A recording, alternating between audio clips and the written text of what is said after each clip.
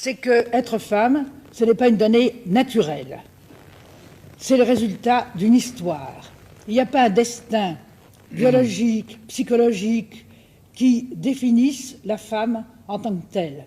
C'est une histoire qu'il a faite, d'abord l'histoire de la civilisation, qui aboutit à son statut actuel, et d'autre part, pour chaque femme particulière, c'est l'histoire de sa vie, en particulier c'est l'histoire de son enfance, qui la détermine comme femme, qui crée en elle quelque chose qui n'est pas du tout une donnée, une essence, qui crée en elle ce qu'on a appelé quelquefois l'éternel féminin, la féminité.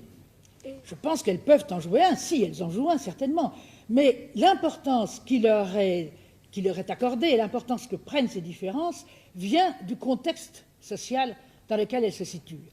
Je veux dire que, bien entendu, c'est très important qu'une femme puisse être enceinte, avoir des enfants, tandis que l'homme ne le peut pas. Ça fait une grande différence entre les deux. Mais ce n'est pas cette différence qui fonde la différence de statut et l'état d'exploitation et d'oppression auquel est soumise la femme. C'est en quelque sorte un prétexte au cours duquel se construit la condition féminine. Mais ce n'est pas cela qui détermine cette condition.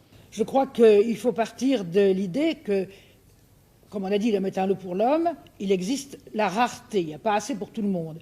Alors les plus forts, et il y a eu un moment dans la nuit des temps où la force physique, ça comptait énormément, les plus forts se sont appropriés les droits, le pouvoir, de manière à avoir également de la prééminence économique, grossièrement pour être ceux qui étaient toujours sûrs de manger. C'était très visible en Chine, par exemple, où il y avait de grande pauvreté, et où on laissait mourir si on tuait les petites filles, et où on empêchait les femmes de participer à la production, de manière à ce que l'homme ait vraiment tout en main.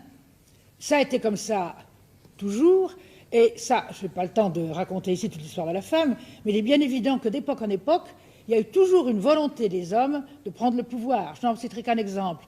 Au Moyen-Âge et dans les siècles, enfin, à la Renaissance, les femmes avaient beaucoup de pouvoir comme médecins. Elles connaissaient des quantités de remèdes, des herbes, des remèdes qui étaient des remèdes de bonne femme et quelquefois très valables. Eh bien, la médecine leur a été prise des mains par les hommes. Toutes les persécutions contre les sorcières ont été essentiellement fondée sur cette volonté des hommes d'écarter les femmes de la médecine et du pouvoir qu'elles donnent. Et ensuite, alors, au XVIIIe, au XIXe siècle, il y a des statuts faits par les hommes qui interdisent rigoureusement, sous peine de prison, d'amende, etc., aux femmes d'exercer la médecine si elles n'ont pas suivi certaines écoles auxquelles, par-dessus le marché, on ne les acceptait pas.